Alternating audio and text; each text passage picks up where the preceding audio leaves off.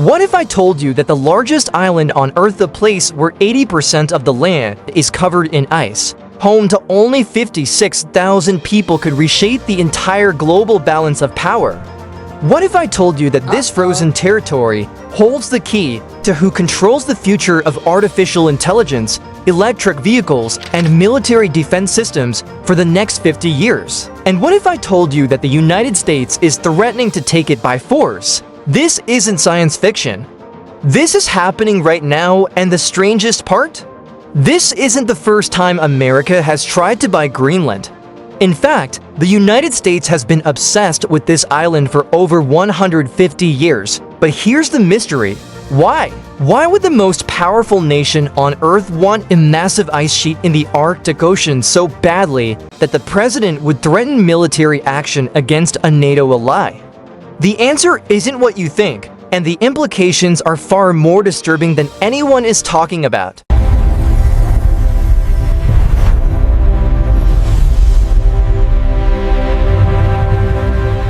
Let's go back to 1867. The American Civil War has just ended. Secretary of State William Seward, the same man who purchased Alaska from Russia that same year, is looking at a map of the Arctic. He commissions a survey of Greenland and Iceland, finds them rich in natural resources, and offers Denmark $5.5 million for both territories. That's about $125 million in today's money. Congress says no. They just spent $7.2 million on Alaska, a purchase that newspapers mocked as Seward's folly, another frozen wasteland. The American public wasn't interested, but here's what's interesting: the interest never truly died. In 1910, the U.S. ambassador to Denmark tried again, this time with a complex three-way trade involving Germany, Denmark, and the United States. It failed. During World War II, the United States occupied Greenland to prevent Nazi Germany from using it as a base. After the war ended, in 1946, the Truman administration offered Denmark $100 million in gold to purchase Greenland outright. Denmark refused. Then came the Cold War. In 1951, Denmark signed a defense agreement allowing the United States to build military installations on Greenland. The Thule Air Base, now called Pichafik Space Base, became one of America's most strategic military outposts. It sits along what's called the GIUK Gap, Greenland-Iceland United Kingdom. This narrow stretch of ocean is the gateway between the Atlantic and Arctic Oceans, and during the Cold War, it was essential for monitoring Soviet submarine movements and detecting missile launches. For decades, this arrangement worked. The US got its military base, Denmark kept sovereignty. Greenland remained politically stable, and then in August 2019, something changed.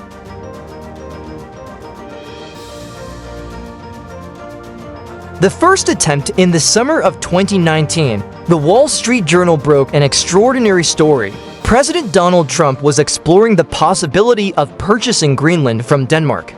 At first, many dismissed it as a joke. Trump himself initially mentioned it casually, calling it essentially a large real estate deal. His son, Donald Trump Jr., even posted a photoshopped image of a golden Trump Tower on Greenland's icy landscape with the caption, "I promise not to do this to Greenland." But Trump wasn't joking. When Danish Prime Minister Mette Frederiksen called the proposal absurd, Trump abruptly canceled a scheduled state visit to Denmark. The diplomatic relationship between the two NATO allies turned frosty. Behind closed doors, according to former National Security Advisor John Bolton, the Trump administration worked on Greenland strategies until the last day of his first term. Then came the 2024 election. Trump won a second term. And this time, the Greenland talk wasn't a casual real estate fantasy. This time, it was policy. The second attempt, on January 3, 2025, something unprecedented happened. U.S. forces conducted a military operation in Venezuela, striking the capital of Caracas and removing President Nicolas Maduro from power. The operation shocked the world not just for its audacity, but for what it signaled. Within days, Trump doubled down on Greenland, but now the language had changed. If we don't do it, Russia or China will take over Greenland. Trump stated at a White House meeting with oil executives. And we're not going to have Russia or China as a neighbor. I would like to make a deal, you know, the easy way. But if we don't do it the easy way, we're going to do it the hard way. White House Press Secretary Caroline Leavitt confirmed that the administration was actively discussing an offer to purchase Greenland. Vice President J.D. Vance traveled to the island and declared it was the policy of the United States to see changes in Greenland's Danish leadership. Then came the threats. Trump announced he would impose a 10% tariff on 8 European countries: Denmark, Norway, Sweden, Finland, France, Germany, the United Kingdom, and the Netherlands, all of which had released a joint statement supporting Greenland's right to self-determination. The tariff would increase to 25% by June 1st, he said, until such time as a deal is reached for the complete and total purchase of Greenland. The European Union called an emergency meeting. Denmark's defense minister announced a massive increase in defense spending for Greenland, a double-digit billion amount in krona, potentially up to 8.7 billion United States dollars. King Frederick X appeared to rebuke Trump in his New Year's speech, stating that Denmark, Greenland, and the Faroe Islands were united and committed to the kingdom. And in Greenland itself, protests erupted. 85% of Greenlanders opposed American takeover in polls. Prime Minister Jens Frederik Nielsen called U.S. rhetoric completely unacceptable. But here's the question no one's really answering. Why is Trump doing this? What's actually driving this obsession?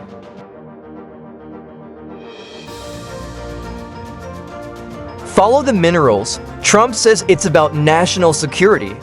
And he's partly right, but not in the way he's describing it.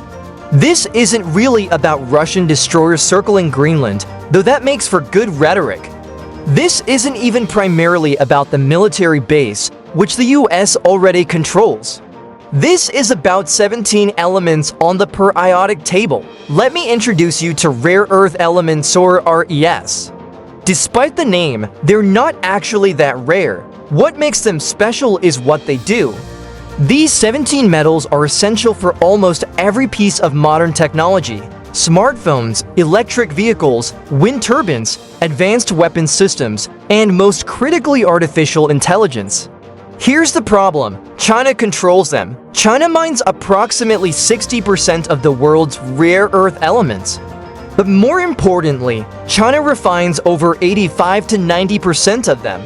And China manufactures about 90% of the high-strength permanent magnets that use these elements, the core components for EV motors, wind turbines, and defense systems. As Deng Xiaoping said in 1992, the Middle East has oil, China has rare earth elements, and he was building toward this moment. In 2025, China implemented export controls on several critical rare earth minerals, specifically gallium, germanium, and heavy rare earths like dysprosium and terbium. These controls exposed Western supply chains to immediate shortages. Automotive production paused, defense contractors scrambled for alternatives. The US technology sector realized it had a single point of failure. Now look at Greenland. Greenland has an estimated 1.5 million metric tons of proven rare earth reserves, ranking 8th in the world. But more importantly, Greenland has two mining sites that are potentially among the largest rare earth deposits on the planet: Kvanefjeld and Tambris. These sites don't just contain rare earths, they contain the specific heavy rare earths that are most strategically valuable: neodymium, dysprosium, terbium, yttrium. The exact elements needed for high-performance magnets in electric vehicles, aircraft engines, and missile guidance systems. Greenland also has significant deposits of germanium and gallium, the two minerals China stopped exporting in 2025, which are absolutely critical for advanced AI chips. The European Commission has identified 34 minerals as critical for their economies. 25 of them are in Greenland. So here's what's really happening. The United States is not trying to buy Greenland for national security in the traditional sense. It is trying to buy Greenland to break China's monopoly on the supply chain that powers the 21st century economy. But there's a problem. Actually, there are several problems. First, Greenland's rare earth deposits are low-grade. While mines in China, the US, and Australia typically have rare earth concentrations of 5 to 10% of the ore, Greenland's deposits contain less than 1%. That means you have to move 10 times as much rock to get the same amount of usable material. In a place with no infrastructure, no existing equipment, and no workforce, that's extraordinarily expensive. Second, Greenland only has two operating mines, right now neither of them for rare earths.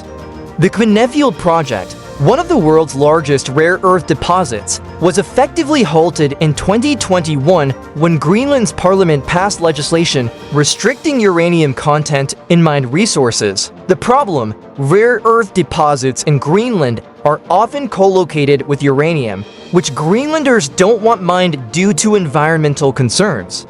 Third, and this is the real kicker, even if you could extract rare earths from Greenland, you'd still have to send them to China to be processed. The West doesn't have the refining infrastructure. Building it would take a decade and billions of dollars in investment. As one geologist put it, even if you mine it, then you have to send it to China for processing. In the medium to long term, it makes nearly no difference, so let's be clear, Greenland's rare earth potential is real, but it's not a short-term solution. It's a 10 to 15-year investment minimum. The idea that controlling Greenland would immediately free the United States from Chinese rare earth dependence is, as multiple experts have called it, absurd, but that hasn't stopped the threats.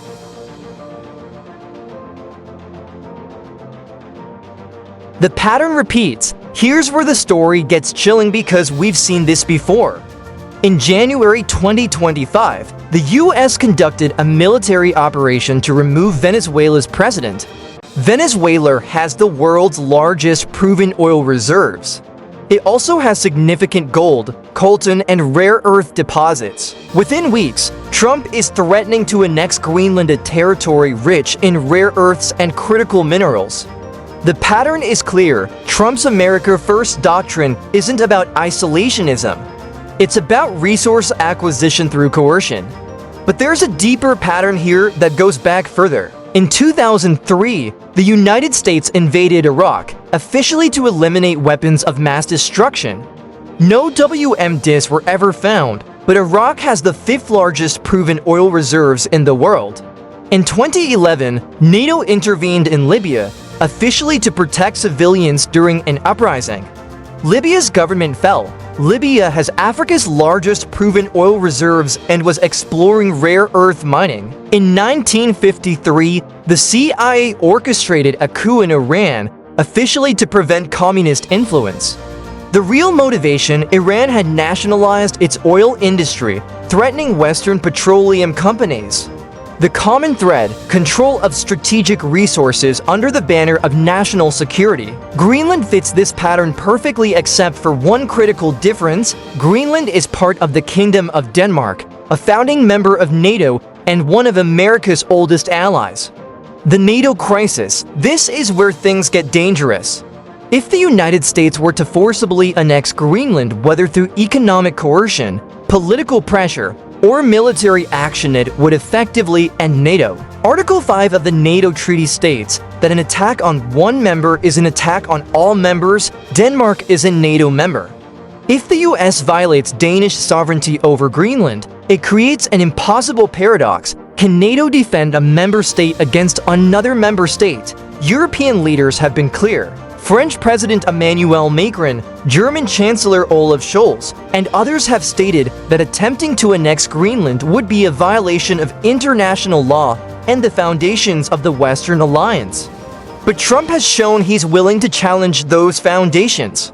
He's threatened to withdraw from NATO before. He's imposed tariffs on allies. He's conducted military operations without consulting Congress. The question isn't whether Trump wants Greenland. The question is, what is he willing to do to get it?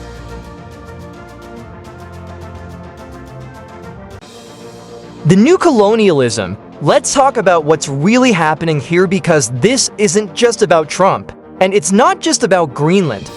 We're witnessing the emergence of a new form of colonialism. not the colonialism of the 19th century, where empires sent ships and soldiers to claim territory for glory and gold. This is 21st century resource colonialism, the strategic acquisition of territories not for land itself, but for the minerals beneath it. Look at the data. In 2010, China secured mining rights across 25% of Africa's landmass through its Belt and Road Initiative. In 2015, China acquired the Tank Fungurum copper-cobalt mine in the Democratic Republic of Congo, one of the world's largest cobalt deposits. Today, China controls 70% of global cobalt production. In 2016, China invested $2 billion in infrastructure in Pakistan's Gwadar port. The port sits at the entrance to the Persian Gulf, through which 21% of global oil passes. In 2018, China published its Arctic policy, labeling itself a near-Arctic state despite being 900 miles from the Arctic Circle. China offered to build airports in Greenland. China sought mining contracts for Greenland's rare earths. Denmark blocked them under pressure from the United States.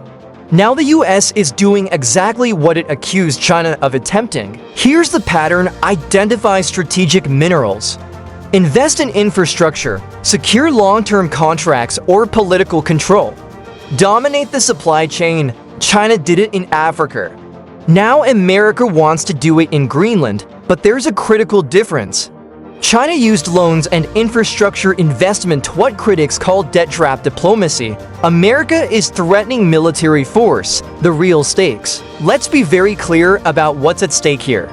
Rare earth elements are essential for green energy technology. If you want to hit net zero carbon emissions by 2050, you need electric vehicles. Electric vehicles need neodymium and dysprosium for their motors. Wind turbines need them for their generators. Solar panels need them for inverters. The green energy transition cannot happen without rare earths. So here's the uncomfortable truth. The fight over Greenland is a fight over the climate crisis. Whoever controls the rare earth supply chain will control the pace and distribution of green technology. They will determine which countries can afford to transition to renewable energy and which cannot. Right now, China has that power. The US wants it, Europe is caught in the middle. And Greenland, home to 56,000 people, 85% of whom are indigenous Inuits, being treated as a commodity to be bought, sold, or taken. What the experts aren't telling you, here's what almost no one is saying publicly, but everyone in geopolitics knows. The real competition isn't just between the US and China. It's between the US and time itself. Climate models predict that by 2050, the Arctic ice sheet will have retreated enough to open the Northern Sea routed shipping lane that would reduce transit times between Asian manufacturing hubs and European markets by 40%. Whoever controls Greenland controls the strategic choke point for that route. Greenland doesn't just have minerals, Greenland has position. The GIUK gap isn't just about monitoring Russian submarines anymore. It's about controlling the future gateway to Arctic shipping, Arctic fishing, Arctic oil exploration, and Arctic territorial claims. 5 countries border the Arctic Ocean: Russia, Norway, Denmark via Greenland, Canada, and the United States. All 5 have competing territorial claims. All 5 are militarizing the region. Russia has built 50 new military installations in the Arctic since 2014. China has launched multiple Arctic research missions and built 3 heavy icebreakers. Canada has invested billions in Arctic sovereignty patrols. And the United States has 1 heavy icebreaker. 1. That's why Trump wants Greenland. It's not about rare earths tomorrow, it's about strategic positioning for the next century. 3 takeaways you need to remember. Takeaway 1. This is about the future, not the present. Greenland's rare earths won't be commercially viable for at least a decade. The real value is positional, controlling the Arctic gateway as climate change opens new shipping routes and resource access. This is a long-term geopolitical investment, not a short-term resource grab. Takeaway 2. The rules-based international order is collapsing. For 75 years since World War II, international relations have been governed, however imperfectly, by treaties, alliances, and diplomatic norms. The US threatening to annex territory from a NATO ally represents a fundamental breakdown of that system. If America can coerce Denmark, what stops China from coercing Taiwan? What stops Russia from expanding beyond Ukraine? The precedent being set here is dangerous. Takeaway 3. Greenland's people have no voice in this conversation. 85% of Greenlanders oppose US control. They want independence from Denmark, not a new colonial master. But in this great power competition, their wishes are being ignored. This is extractive colonialism wearing a 21st century mask, and it's happening right now, in real time, with threats of military force. The warning.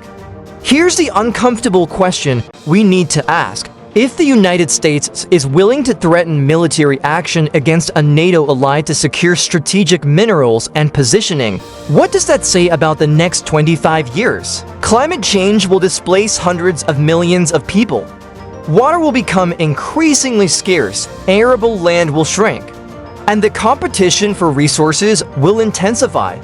Are we entering an era where national security justifies any action, including the violation of international law, the abandonment of alliances, and the coercion of small nations? Because that's not American exceptionalism. That's empire, and empires always fall. The open question. I want to leave you with this. Greenland is not for sale. The Greenlandic people have said so. The Danish government has said so. 85% of Greenlanders oppose American control. But Trump has said, we're going to do something, whether they like it or not. So what happens next? Does America negotiate a framework that respects sovereignty while expanding military and economic cooperation, essentially getting what it needs without coercion? Does America escalate economic pressure through tariffs and sanctions until Denmark capitulates? Or does America do something unprecedented and take Greenland by force? The answer will define American foreign policy for decades. It will determine whether the rules-based international order survives. And it will reveal whether democracy, self-determination, and international law still mean anything in the face of great power competition. Greenland is watching, Denmark is watching. China is watching, Europe is watching, the world is watching. What happens next will tell us who we really are. If this video made you think differently about what is happening in Greenland, if connected dots you hadn't seen before, hit that subscribe button. This channel is about understanding the systems, patterns, and power structures that shape our world. Drop a comment below. Do you think the US should pursue Greenland? Is this about security or resources? And what should Greenland's own people have the right to decide? And if you want to go deeper on resource competition, climate geopolitics, and the future of international order, check out the video I've linked above on China's Belt and Road Initiative, because this isn't an isolated story. It's part of a much larger pattern. Thanks for watching, stay curious. And remember, the most important question in geopolitics isn't what's happening, it's why.